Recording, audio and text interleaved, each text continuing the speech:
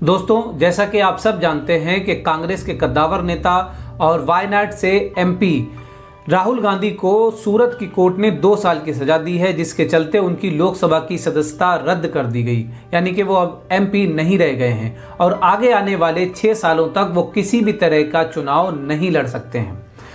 आज हम लोग जानेंगे कि आखिर ऐसा क्यों हुआ है। दरअसल 2019 के लोकसभा के चुनाव में राहुल गांधी ने कर्नाटक के कोलार में एक भाषण दिया था, जिस भाषण में उन्होंने ये कहा था कि कैसे भारत के अधिकतम चोर जो हैं मोदी उपनाम वाले ही होते हैं। जैसा कि आप भी सुनिए। अच्छा, एक छोटा सा सवाल, इन सब के नाम, इन सब चोरों के नाम मोदी मोदी मोदी कैसे हैं? नीरव मोदी, ललित मोदी, नरेंद्र मोदी, और अभी थोड़ा ढूंढेंगे तो और बहुत सारे मोदी निकलेंगे। और जैसा कि आपने सुना कि राहुल गांधी ने मोदी सरनेम के बारे में क्या कहा, और उनकी इसी स्पीच को आधार बनाकर गुजरात बीजेपी के एमएलए पूर्णेश मोदी ने सूरत की कोर्ट में मानहानि का मुकदमा दर्ज कराया और राहुल गांधी पर धारा 499 और 500 के तहत ये मुकदमा दर्ज किया गया। 4 साल के बाद उनको इस मानहानि के अंतर्गत दिए जाने वाली अधिकतम सजा, जो कि 2 साल की होती है, वो दी गई और यहीं से ये सारा खेल शुरू हुआ। लेकिन उनकी इस सजा में कहीं पर यह नहीं लिखा है कि उनकी लोकसभा की सदस्यता समाप्त कर दी जाएगी और वो 6 साल तक चुनाव नहीं लड़ पाएंगे।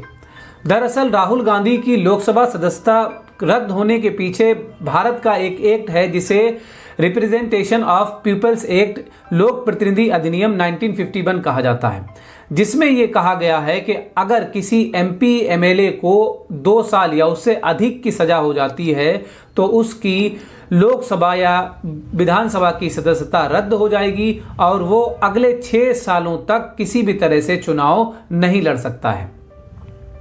तो इसी एक्ट के चलते राहुल गांधी की सदस्यता समाप्त हुई है और कहा जा रहा है कि आगे आने वाले 6 वर्षों तक वो लोकसभा या विधानसभा का कोई भी चुनाव नहीं लड़ सकते हैं। दोस्तों, इसी रिप्रेजेंटेशन ऑफ पीपल्स एक्ट की धारा 8 की उपधारा 4 में 2013 से पहले तक ये व्यवस्था थी कि अगर किसी भी एमपी एमएलए को 2 साल की सजा हो जाती है तो उसकी सदस्यता तुरंत समाप्त नहीं होती है। जब तक वो अपनी अपील किसी उच्च कोर्ट में करता है, उसकी अपील वहां लंबित रहती है, तब तक उसकी सदस्यता रद्द नहीं होती। लेकिन 2013 में lily Thomas versus union of India के केस में सुप्रीम कोर्ट ने यह वर्डिक्ट दिया कि ये रिप्रेजेंटेशन ऑफ पीपल्स एक्ट की धारा 8 की उपधारा 4 पूरी तरह से असंवैधानिक है। यानी कि किसी भी एमएलए एमपी को अगर सजा हुई है तो उसको तुरंत ही अपने सारे पदों से त्यागपत्र दे देना है, उसकी सदस्यता तुरंत समाप्त हो जाएगी। तो ऐसा ही हुआ है। अब चूंकि 23 मार्च 2023 को यह फैसला आया है, तो 23 मार्च 2023 से ही राहुल गांधी की लोकसभा की सदस्यता समाप्त हो गई। अब उन्हें 2 साल की सजा दी गई है। तो यह सजा 23 मार्च 2023 से 23 मार्च 2025 तक पूरी होगी।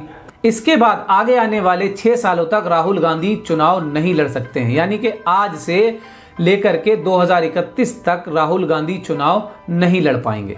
अब आगे राहुल गांधी क्या कर सकते हैं? तो वो ये कर सकते हैं कि वो उच्च न्यायालय में अपील डाल दें इस फैसले को रोकने के लिए या इस पे दोबारा से सुनवाई करने के लिए। लेकिन ये तो तय है कि 23 मार्च 2023 से राहुल गांधी लोकसभा के सदस्य नहीं रह गए हैं और ये अपील पड़ी रहेगी। आपको पता है कि भारत में कोर्ट की दशा क्या है, कितने कितने साल के बाद जो है वर्डिक्ट या फैसले आते हैं। तो सामान्यतः ये समझ लीजिए कि अभी 2024 का चुनाव तो राहुल गांधी नहीं लड़ पाएंगे। बाकी आगे अगर कोर्ट ये फैसला रोक देती है या बदल देती है तो आगे का उनका जो राजनीतिक भविष्य है वो तय होगा। लेकिन अभी के लिए राहुल गांधी लोकसभा के सदस्य नहीं हैं और 2031 तक वो किसी भी तरह का चुनाव नहीं लड़ सकते हैं।